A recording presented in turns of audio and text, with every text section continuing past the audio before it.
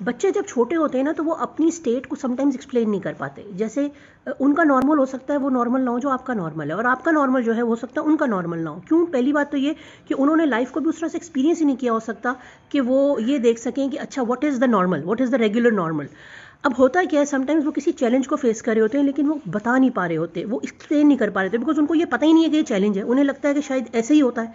जैसे for instance कोई बच्चा जो है वो सही तरह से देख नहीं पाता, ठीक है, तो वो कैसे एक्सप्लेन करे, और अपेरेंटली उसकी कोई फिजिकल डैमेज आपको नज़र भी नहीं आती, उसकी आईसाइट इतनी वीक है कि उसे पता ही नहीं है, मगर वो फेंटा किस बात पे जाता है कि तू बेसिकली क्लास में क्यों नंबर कम लेता है, और तू नलायक है, और तू ऐसा है और तू वैसा है, और तुझे समझ नहीं आती, और तू कुंद ज़हन है, कुंद ज़हन है। वो बेचारा कुंद ज़हन नहीं होता, उस बेचारे को नज़र ही नहीं आता।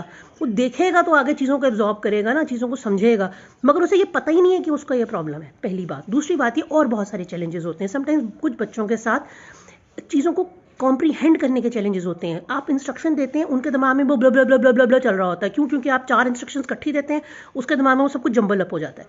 या कुछ बच्चों के साथ कैलकुलेशंस में प्रॉब्लम होता है। हो सकता है 2+2 4 आपके लिए आसान तरीन चीज़ है, लेकिन हो सकता है उसके लिए वो पहाड़ तय करने के बराबर हो। इसी तरह से हो सकता है टेबल्स याद करना, हो सकता है किसी चीज़ को, किसी थॉट को ऑर्गेनाइज करके लिखना, ये सब चीज़ें हो सकता है किसी बच्चे के लिए चैलेंज हो। हमें बच्चे के चैलेंज को समझने की जरूरत है ताकि हम उसकी स्ट्रेंथ्स के ऊपर काम कर सकें और उसके चैलेंजेस को एड्रेस कर सकें।